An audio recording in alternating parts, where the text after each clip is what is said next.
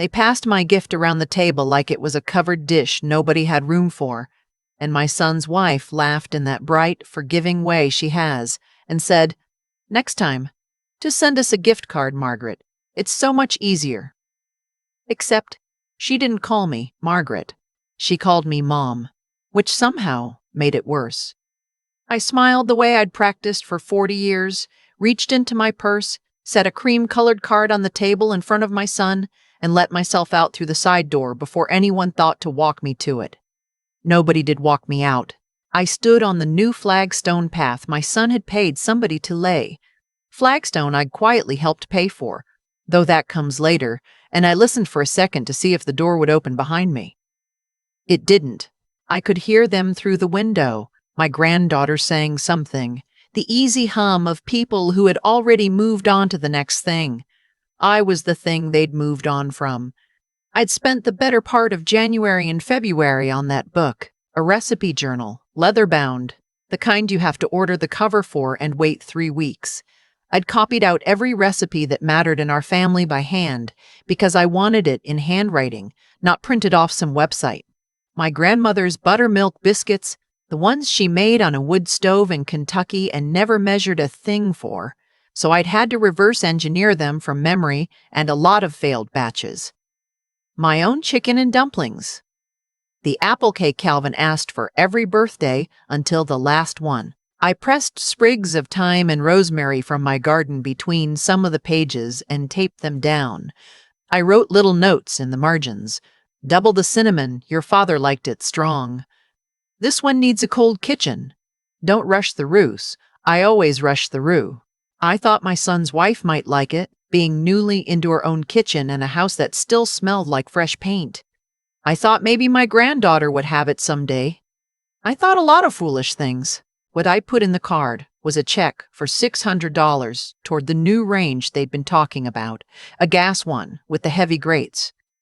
I'd written it out at my kitchen table 2 nights before, blotted it, slid it into the envelope, and then in the car, sitting in their driveway with the engine ticking as it cooled, after I'd watched my granddaughter film the wrapped book and heard the word Venmo through the cracked window. They didn't know I'd arrived early, didn't know I was sitting right there. I took the check back out, and I tore it into 4 pieces, and I put the pieces in the ashtray of a car that hasn't had a smoker in it since Nixon. Then I licked the empty envelope shut again, because an envelope you've already sealed and opened looks tampered with, and I am nothing if not careful about appearances. So the card was empty when I handed it over. And I drove home, and not one of them noticed. The drive took 25 minutes, and I don't remember a single one of them. I remember pulling into my own driveway, the one with the crack shaped like a river running through it, the crack Calvin always said he'd fix and never did, and I remember being grateful the porch light was on because I'd remembered to leave it on, which meant the version of me from that morning had been looking out for the version of me coming home. I went inside. The house smelled like the lemon oil I'd used on the dining table the day before, getting it ready for a family dinner I'd ended up not hosting because they wanted to do it at their place, in their new house, to show it off. I hung my coat. I put the kettle on out of habit and then turned it off because I didn't want tea. I wanted to sit very still and understand what had just happened to me. Because here's the thing I kept circling. It wasn't the laugh. I have survived a great deal of laughter in my life. Some of it cruel, and most of it just thoughtless. And a thoughtless laugh from people you love is survivable. It was the easier. Next time, just send a gift card. It's easier. As if the entire point of me, 68 years of me, the part of me that stays up until midnight reverse engineering a dead woman's biscuits, was a logistics problem they were kindly offering to solve. As if my hands and my time and the time from my garden were a kind of friction in their lives, and they'd found the smoother surface, and the smoother surface was money. I sat at the kitchen table until the room went dark around me, and I didn't get up to turn on the light. And somewhere in that dark, I stopped feeling sorry for myself, which surprised me because I'd assumed that was where the night was headed. Instead, I started doing math, The next morning, I went to the hall closet and took down the accordion folder, the brown one with the elastic that had gone slack years ago so it doesn't really close anymore. I keep things. My daughter-in-law would call it clutter. My late husband called it my paper trail and meant it kindly. I've got receipts and statements and the little notebooks I used to balance the household in before everything went onto screens. I carried it to the kitchen table, made coffee. I actually drank this time and started laying things out in rows the way I used to lay out fabric before cutting. I'm going to tell you the number because the number is the whole story, and because I think a lot of people my age have a number like it and have never let themselves look at it straight on. $206,840. That's roughly what I'd given my son and his wife over the 18 years since they married. I went through it twice to be sure, and then a third time the slow way, year by year, because the first two times I kept thinking I must be double counting. I wasn't. There was the down payment on their first condo. There was the year I covered 4 months of their mortgage when his job went away, and I told everyone, including myself, that it was temporary. There was the food truck. My son's great idea. A barbecue truck. He'd watched too many shows, and I co-signed the loan. And when the truck failed, the way I quietly suspected it would, the loan didn't fail. It just slid sideways onto me. And I've been paying down what was left of it for going on 6 years without ever once mentioning it. Because what kind of mother brings that up? There were the automatic transfers I'd set up to help with the kids' activities, $300 on the first of every month, a number I'd picked because it seemed small. And it did seem small, until you multiply small by 120 months, $206,840. More than my house is worth. More than Calvin made in some 5-year stretches. I sat there with my reading glasses pushed up on my forehead, and I did something I hadn't done in a long while, which is, I laughed out loud, alone, in an empty kitchen. Not because it was funny. Because the scale of it was almost a relief. For years, I'd had this low hum of feeling taken for granted, and I'd told myself I was being sensitive, that I was tallying slights that didn't exist, that a good mother doesn't keep score. And here was the score. I'd kept it after all, in receipts, without admitting it. The hum had been right the whole time. I want to be honest about something because there were comments. Not on my life. I mean the comments I've heard people make about stories like mine. Why didn't she just say something? And they're fair. And I'll answer them. Because I did say something. Twice. The first time was 2 Thanksgivings ago. I'd had a small scare with my heart, nothing in the end, but it put a few thoughts in order, and I tried to bring up money over the pie. I started in carefully, the way you do. Said something like I've been thinking I need to be a little more sensible about what I've got, with the doctor bills and all, and my son's wife reached over and patted my hand and said, "Oh, don't go getting morbid on us. You're going to outlive all of us." And the table laughed, and the subject was gone, sealed over like a hole in the snow. The second time was on the phone, last spring. I got as far as I'd like to take a look at the transfers. I'm not sure they still make sense. And my son said, "Mom, don't make it a thing. It's already set up. It's automatic. It's not like you have to do anything. Don't make it a thing." As if the thing were the conversation and not the 200 grand. So I let it go. I'd been letting things go since I was a girl. I was very good at it. It was, you could argue, my single greatest skill. I was not gonna let it go anymore. That afternoon, I called the bank. Meridian Savings, the branch on Lockwood, where I'd had accounts since before my son could walk. A young woman answered, friendly, without being syrupy, and said her name was Priya, and asked how she could help me. I told her my name was Winifred Aldis, and that I wanted to cancel some recurring transfers and come in to talk about a few changes to my accounts. I heard her typing. She asked which transfers, and I said the monthly ones, the support transfers, and there was the smallest pause, the kind a kind person makes when they understand something they're not going to comment on. And she said she could stop them effective immediately, and we could sort out the rest in person. Then I asked her something I hadn't planned to ask. The way you sometimes hear yourself open a door you didn't know was there. I asked whether anyone besides me had access to my accounts or authority over them. More typing.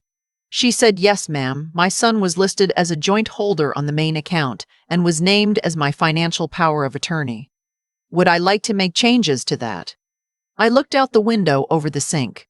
The yard was doing that late winter thing where everything looks like it's holding its breath. The forsythia by the fence. "Calvin planted it the spring we moved in," said. "Yellow was the first color the year remembers. Wasn't out yet, but you could see the buds had thickened." I thought about how my son became my power of attorney. It had been my idea, of course.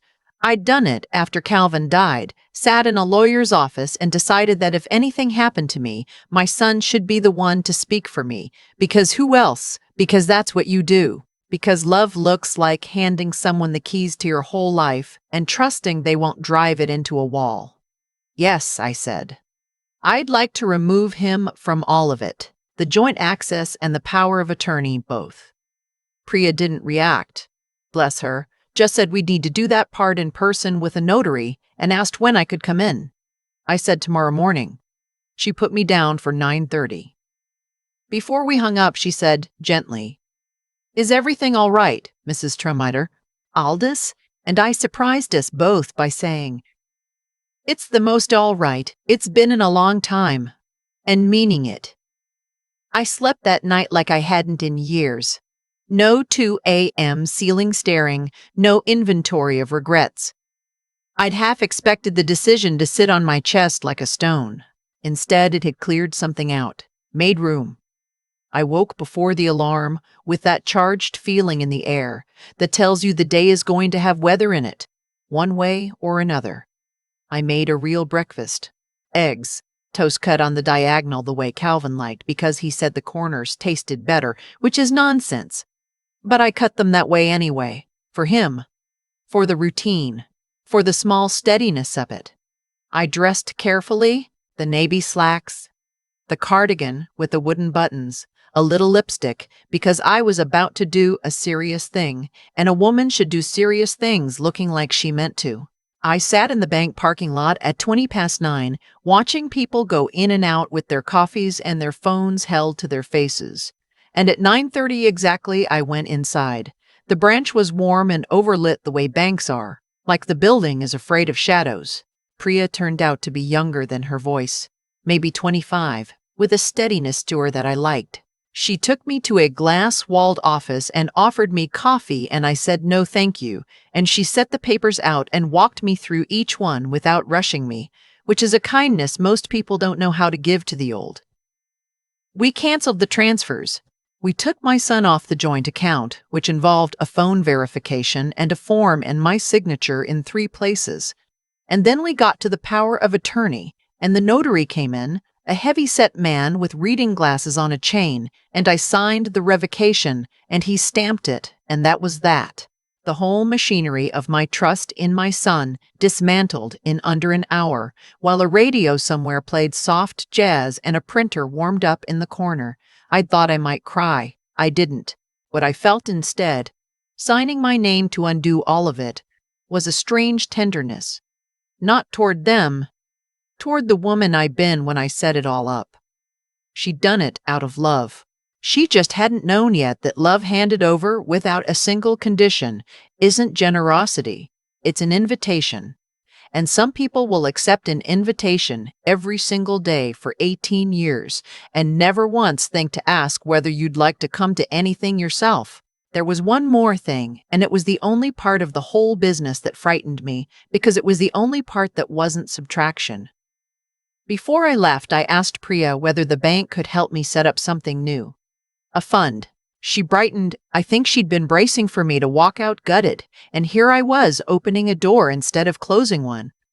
I told her I wanted to start a small scholarship at the community college, the one on the east side that has the culinary and the hospitality programs. Not large, what the canceled transfers would have totaled in a year, give or take. Set aside for some kid who wanted to learn to cook and couldn't afford the knives and the white coat and the fees. I wanted it in Calvin's name, the Calvin Aldous Memorial. And then I stopped, because Calvin would have hated memorial. He thought memorials were for generals. So I said, make it the Calvin Aldous Kitchen Fund. Priya wrote it down exactly like that. Kitchen Fund, and smiled and said it was a good name, and it was. Calvin spent 31 years selling restaurant equipment to people chasing the same dream my son chased and failed at, and he never once laughed at any of them. I drove home lighter than I'd arrived. I stopped at the market and bought myself good butter and a chicken and a bunch of thyme because I'd given away all my pressed time and I wanted some growing back. That evening, I made chicken and dumplings, my own recipe, the one from the book I'd given away, and I ate it at the table with a cloth napkin and a glass of the wine Calvin and I used to save for company because I had decided that I was company now, the only company I needed to keep happy. It took them 4 days to notice. The first sign was a voicemail from my son. I was in the garden, turning the soil over, and I let it go to the machine and listened to it standing at the sink with dirt still on my hands. His voice was careful, the way it gets when he's working up to something he'd rather not say. The transfer didn't go through, Mom. The bank must have messed something up. Can you call them? Also, weird thing, the joint account says I'm not on it anymore. That's gotta be a glitch. Call me. A glitch. I dried my hands and I did not call him. The second sign came that night. A text from my daughter-in-law, longer than any message she'd sent me in years. I read it twice. She said they'd noticed some changes and they were honestly really confused and a little hurt. She said they'd never asked me for anything, which is the kind of thing people say who have stopped being able to see what they're standing on. She said this wasn't like me. She said, and this is the line I kept coming back to, we don't know what's gotten into you lately, but we miss the old you. The old you. Like I was a recipe they preferred the previous version of. She did not, anywhere in those several paragraphs, say she was sorry. She was surprised. There was a great deal of difference between surprised and sorry, and I'd spent my whole life mistaking the first for the second in the people I loved, accepting their shock at being denied as if it were remorse. I didn't answer right away. I let it sit 2 days, not out of spite, but because I wanted to answer with the whole truth and not a piece of it I'd grab in a temper. When I did write back, I wrote it by hand on a card, the way I do everything, and I mailed it because some things shouldn't arrive with a little chime. I won't give you the whole letter, but I'll tell you the part that mattered, because it's the part I'd want someone else to be able to say if they ever need it. I wrote, you keep saying you never asked. That's true. You never had to ask because I never made you. I want you to understand that I'm not punishing you. There's nothing to punish. I'm just not available the way I used to be, and that's allowed. You don't miss the old me. You miss the arrangement, and you've mistaken it for me, the same way I did for 40 years. I gave because I wanted to, and that was real. And then one day I didn't want to anymore, and that's real too. The door's not locked. It just opens both ways now. I sealed it and walked it to the mailbox at the end of the drive in my slippers, and when I put the flag up, I felt the way you feel after you finally said a thing out loud in an empty room and discovered the ceiling didn't fall. I'd like to tell you they came around the next week, contrite, that there was a tearful kitchen scene and a casserole of forgiveness. That isn't what happened, and I've come to think the stories that end that way are doing people a quiet disservice because they teach you to set a boundary while secretly waiting for it to be rewarded with the love you wanted all along. That's not a boundary. That's a longer way of begging. I didn't set mine to win anyone back. I said it because I'd finally figured out that I was a person and not a service, and a person is allowed to close on weekends, so the house got quiet, not the bad quiet I braced for, a roomy quiet. I stopped flinching when the phone rang. I planted the thyme in a row of basil and some marigolds because Calvin always said marigolds keep the bad bugs off the tomatoes, and I never checked whether that was true because I liked believing him. I started a second copy of the recipe book, the one I'd given away, except this one I was making for myself, and writing in the margins things I'd never have written for anyone else. Made this the week I got my life back. Burned the first batch on purpose, just to prove I could afford to. There was a boy down the street, 14, named Mateo, whose mother works 2 jobs and who'd taken to sitting on my porch steps after school because the house behind ours has a dog he's scared of, and my porch was the long way around, but the safe way. We got to talking. He'd never made anything from scratch in his life. So I taught him biscuits, my grandmother's, the cold kitchen ones, and the first time they came out tall and flaky, he looked at them like they were a magic trick he'd performed himself. And then he ate 4 standing up and asked if he could bring his little sister next time. That boy gave me more in an afternoon than my son's family had given me in a decade. And all he gave me was his attention. It costs nothing, and it's the only currency I ever actually wanted. I'll tell you the one part that surprised me, because it surprised me. About 6 weeks in, my granddaughter called, not texted, called on the phone, which the young don't do unless they mean it. She was crying a little. She said she'd seen the card I sent her mom, that her mom had left it on the counter and she'd read it, and she said, "Grandma, I'm the one who filmed the book. I didn't post it or anything. I filmed it because I thought it was funny, and I've been sick about it for weeks." And then she said the thing that undid me, which was, "Can you teach me the biscuits? Like in person. I don't want money. I don't want you to make me anything.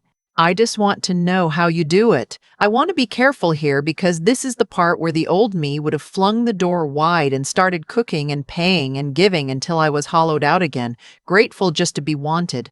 I didn't do that. I said yes, but on the new terms, the only terms I keep now, come because you want to, not because you need something, and we cook together, you and me, and you carry your own flour to the sink." She came that Saturday. She brought her own apron, a terrible one with cartoon avocados on it, and she ruined the first batch the way everyone does, and we laughed, and she didn't film a thing. Her parents, I haven't seen. My son sent one more message weeks later, shorter, that said only, "I think I owe you a conversation," which is the closest he's come to, "sorry," and which is a sentence, not a conversation. So I wrote back, "When you're ready for the conversation, I'll be here." And I meant it. And I'm not holding my breath. And both of those things can be true. The scholarship's real now. Priya called to tell me the first one had been awarded to a girl from the East Side who wants to open a bakery, and I sat at my kitchen table and cried, the good kind of tears, the kind that don't ask anything of you, just clear the road a little. Calvin would have gotten a kick out of it. Kitchen fund? He'd have said it sounds like a thing you'd raise money for at the church basement, and I'd have said that's exactly right, and he'd have laughed. People keep asking me, the few I've told, whether I regret it, whether it was worth losing the closeness, and I have to gently take the question apart for them, because there wasn't any closeness to lose. There was a transaction I've been calling closeness, because the alternative was admitting how lonely I'd been in the middle of my own family. You can't lose what you didn't have. What I had was a standing order and a soft smile and a place at the foot of a table I paid for. What I have now is a granddaughter who calls, a boy down the street who thinks I'm a wizard, a garden coming in, a fund with a dead good man's name on it, and a recipe book I'm writing for the only person who's read every page. If you've gotten this far, it's probably because some part of this is yours too. The drawer of receipts you've never added up. The transfer you set up when it felt small.